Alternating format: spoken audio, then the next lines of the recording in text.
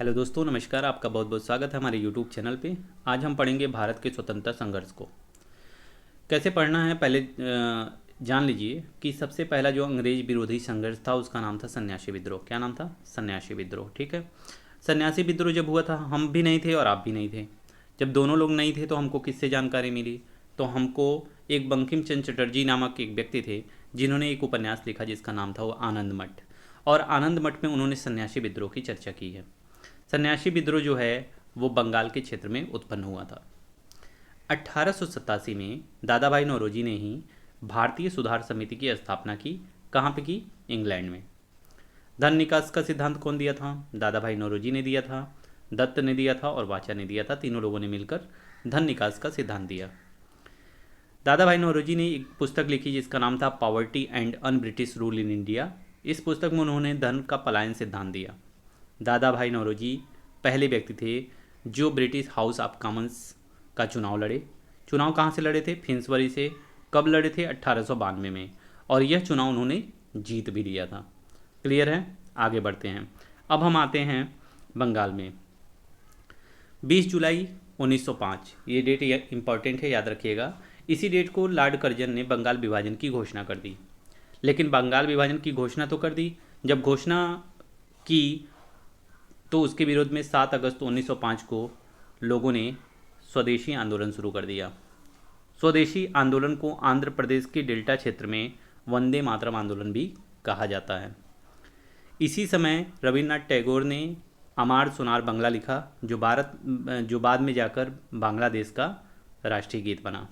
बंगाल विभाजन कब से प्रभावी हुआ? 16 अक्टूबर 1905 से बंगाल विभाजन जो है वो प्रभावी हो गया। अब तक हम आ चुके थे 1906 में। कांग्रेस का एक सेशन हो रहा था कलकत्ता में और उसकी अध्यक्षता कर रहे थे दादा भाई नौरोजी। सबसे पहली बार स्वराज्य की मांग इसी अधिवेशन में प्रस्तुत की गई। स्वदेशी आंदोलन कैसे चले, उस पर क्या क्या प्रतिक्रिया हो, क्या क्रिया हो, उसको लेकर कांग्रेस के दो धड़ों में विवाद हो गया। जब दो धड़ों में विवाद हुआ तो साल था 1907 और अध्यक्षता कर रहे थे रास बिहारी बोस। रास बिहारी बोस ने क्या किया? इसकी अध्यक्षता करते हुए कांग्रेस जो है 1907 में दो भाग में बट गई। एक का नाम था उग्रवादी और दूसरे का नाम था उदारवादी। क्या नाम था? उग्रवादी और उदारवादी में बट गई। धीरे धीरे एक क्रांतिकारी नेता थे बाल गंगाधर तिलक, कई बार जेल भी गए थे। 1897 में 18 माह के लिए और पुनः 1908 में इन पर राजद्रोह लगा दिया और 6 वर्ष के लिए 1914 तक वर्मा के माडले जेल में इनको डाल दिया गया। प्लेग के समय में दो अधिकारी थे जिनका नाम था रैड और एयरस्ट। क्या नाम था? रैड और एयरस्ट। इसकी चापेकर बंधुओं ने हत्या कर दी। अब चापेकर बंधु किसको कहा जाता है? दामोदर और बालकृष्ण। मतलब अगर कहीं भी दामोदर और बालकृष्ण के बारे में पूछा जाए तो इन्हीं को चापेकर बंधु कहकर संबोधित किया जाता था। अब एक प्रश्न यह आपके मन में उठना चाहिए कि बंगाल में क्रांतिकारी विचारधारा को किसने फैलाया? याद आ रहा है? चलिए कोई नहीं, आगे बढ़ते हैं। दो व्यक्ति थे, एक का नाम था बारेंद्र कुमार घोष और दूसरे का नाम था भूपेंद्र नाथ दत्त। 1905 में बारेंद्र कुमार घोष ने भवानी मंदिर नाम की एक पुस्तक लिखी, ठीक है। और 1906 में दोनों ने मिलकर युगांतर लिखा। तो भवानी और युगांतर किसकी है? भवानी जो है बारेंद्र कुमार घोष की है और बारेंद्र कुमार घोष और भूपेंद्र नाथ दत्त दोनों ने 1906 में क्या लिखा? युगांतर लिखा। ये दोनों जो पत्रिका थी वो क्रांतिकारी कार्यों से संबंधित थी, ठीक है। तो इन दोनों लोगों का नाम याद रखिएगा। लेकिन बंगाल तो बंगाल है, यहाँ कुछ अलग भी हो रहा था। एक व्यक्ति थे पी मित्रा। कौन थे? पी मित्रा। ये क्या किए? एक समिति बनाए और इस समिति का नाम था अनुशीलन समिति। कौन सा समिति थी? अनुशीलन समिति। इस समिति का उद्देश्य था खून का बदला खून। क्या था? खून का बदला खून। और अपने एक सदस्य जिनका नाम था हेमचंद्र दास कानूनगो को बम बनाना सीखने के लिए प्रेरित दे दिया।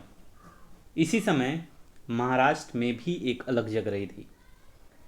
विनायक दामोदर सावरकर ने 1904 में अभिनव भारत संस्था स्थापित की। अभी भी हम आप 1905 के ही आसपास घूम रहे हैं और इस संस्था के एक सदस्य जिनका नाम था पीएन वापट, क्या नाम था?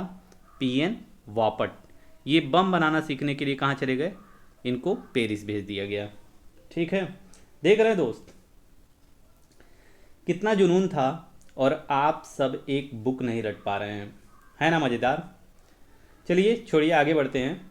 तिलक साहब अभी भी 1893 में ही थे और 1893 में इन्होंने गणपति उत्सव शुरू कर दिया। फिर 1895 में इन्होंने शिवाजी उत्सव भी शुरू कर दिया।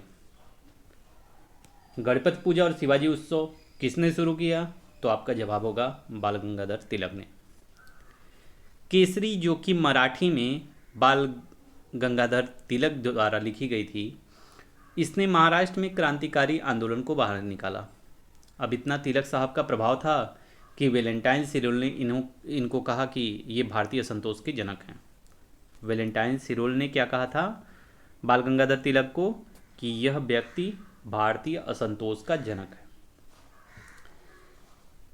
काल नाम की एक पत्रिका थी जिसका संपादन काम करता था परांजपे। यह महाराष्ट्र का एक महत्वपूर्ण पत्र था। 1905 में लंदन में श्यामजी कृष्ण वर्मा ने इंडियन होम रूल सोसाइटी की स्थापना की। इन्हीं को क्रांतिकारियों का पिता कहा जाता है। क्या कहा जाता है? इनको क्रांतिकारियों का पिता कहा जाता है। सोचिए, अगर बात ऐसी है तो उन लोगों के बीच इनकी क्या स्थिति होगी। अब देखिए, 30 दिसंबर 1906 ढाका में नवाब सलीमुल्लाह खान ने सबको न्योता भेजा। अरे खाने के लिए नहीं, सम्मेलन में आने के लिए। अब प्रश्न यह था कि इस सम्मेलन की अध्यक्षता कौन करेगा। जानते हैं आप, जब कोई सम्मेलन होता है तो उसका कोई ना कोई उद्देश्य भी होता है।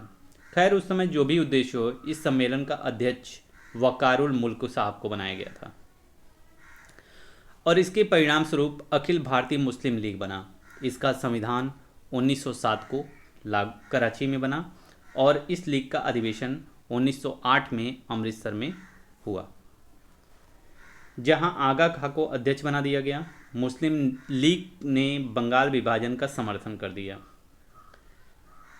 भीखाजी रुस्तम कामा 22 अगस्त 1907 में जर्मनी के स्टुगार्ड शहर में तिरंगा फहराने के लिए जानी जाती हैं। कहाँ फहराया था तिरंगा? स्टुगार्ड, जर्मनी में।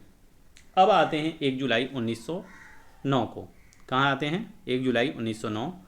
एक व्यक्ति थे जिनका नाम था मदन लाल ढींगरा। इन्होंने करजन वायली की गोली मारकर हत्या कर दी। पूछा जाता है कि करजन वायली की हत्या कौन किया था? मदन लाल ढींगरा। और कब किए थे? 1 जुलाई 1909 को। ठीक है। 16 अगस्त 1909 को मदन लाल ढींगरा को फांसी दी जाती है और इसी के साथ भारत माता अपने एक और सपूत को खो देती हैं। 21 दिसंबर 1909 को अनंत कान्हरे ने जैक्सन को गोली मार दी। इसके बाद हम फिर पहुंचते हैं 1911 में इंग्लैंड के सम्राट जॉर्ज पंचम और वहाँ की महारानी मेरी भारत में आए। तब लॉर्ड हार्डिंग ने 1911 में दिल्ली में भव्य दरबार का आयोजन किया, जिसको दिल्ली दरबार बोलते हैं।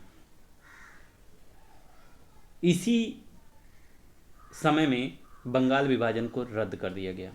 बिहार एक अलग राज्य बना और इस राज्य में उड़ीसा को भी शामिल कर दिया गया था। राजधानी को कलकत्ता से दिल्ली ट्रांसफ़र कर दिया और अंततः 1912 में दिल्ली भारत की राजधानी बनी। इसी के साथ यह वीडियो इतना ही बड़ा था। अगर आपको यह वीडियो पसंद आया हो तो फिर हम आगे कंटिन्यू करते हैं। तब तक के लिए नमस्कार।